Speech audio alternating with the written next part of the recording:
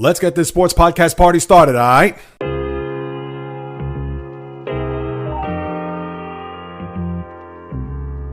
The J Reels Podcast. That are at the top or headlining the upcoming 2024 potential Hall of Fame class, because it's not official yet, are Vince Carter and Chauncey Billups. And then you have a bunch of coaches and other players that are in the mix as well. But these are the two names that I wanted to bring up here because for me, these are two guys that I understand this day and age, everybody gets into the Hall of Fame. It's not a thing where you're a lock or once you hear that person's name, oh yeah, automatic. There are guys that are getting into the Hall of Fame that, to me, and I'm a short room guy, small room, you have to be dominant, you have to be elite. Top of the line, lock. I get it, there are borderlines, and I'm going to start with Vince Carter here as being that borderline guy. And I don't want to hear that he was the greatest dunker of all time, which he was, and arguably is. I'm sure you're going to have a faction of Jordan fans. I'm sure you're going to have a faction of Julius Erving, etc. But Vince Carter, who's had moments in the NBA, absolutely, without question.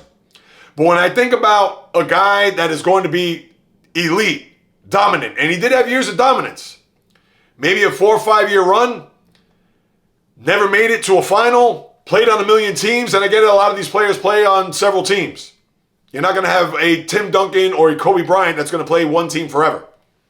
I get it. But Vince Carter, when you look at his resume, and yes, he does have 25,000 points, which is very lofty, but he played 22 years. So he's a compiler in my eyes.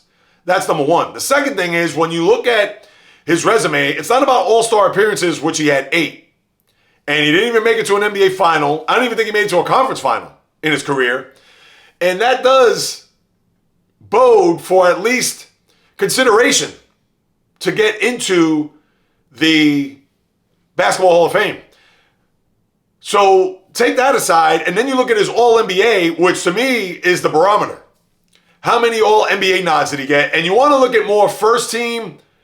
All right, I'll give you a second team because that means you're in the top 10 in the league. But when you look at first team All-NBA, when you think of LeBron, when you think of Kobe, when you think of, I'm talking about guys of recent ilk. I won't even go back to Jordan, etc. But you think of the guys, Tim Duncan, guys that were 9, 10, 11 All-NBA first team nods that are slam dunk automatics.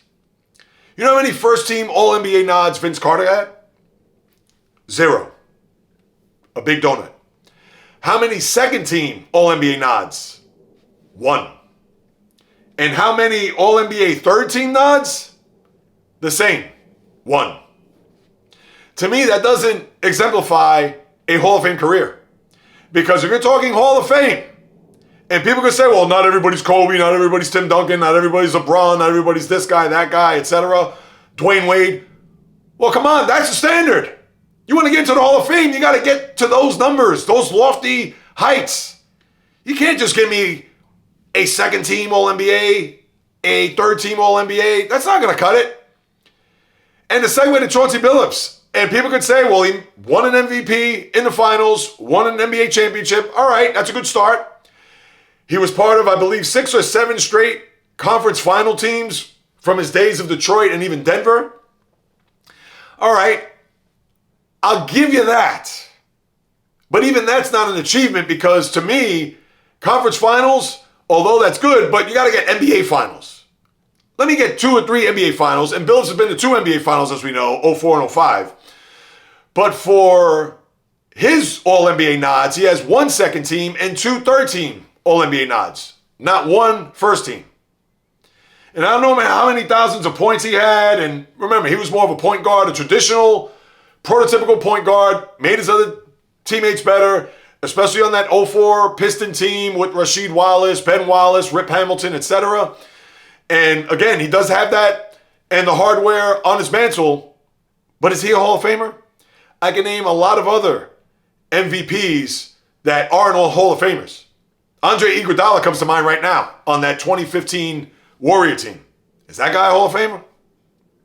And there are plenty others that go down the list as guys, and we all understand that usually the MVP of a finals, whether your name is Shaquille O'Neal, whether your name is Tim Duncan, whether your name is Kobe Bryant, LeBron, etc., we get it. Those are the pantheon, the highest of highs.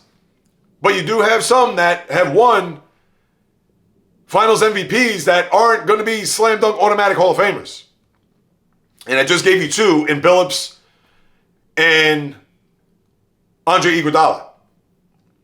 So, and that's not to throw cold water or to shame these guys, because to call a player who is not a Hall of Famer isn't an insult. It's not. I've said it in baseball, I've said it in NFL, NHL, I've said it in all the sports. And one more time, I'm a small room guy. I'm a guy that when I hear the name, automatic.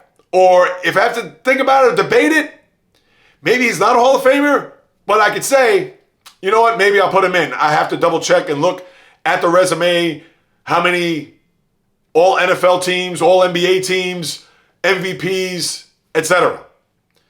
But when I think Hall of Fame, Vince Carter, I look at him as borderline. And to me, he's out based on that resume. And Chauncey Billups, even with a ring and an MVP in the finals, he doesn't cut it for me.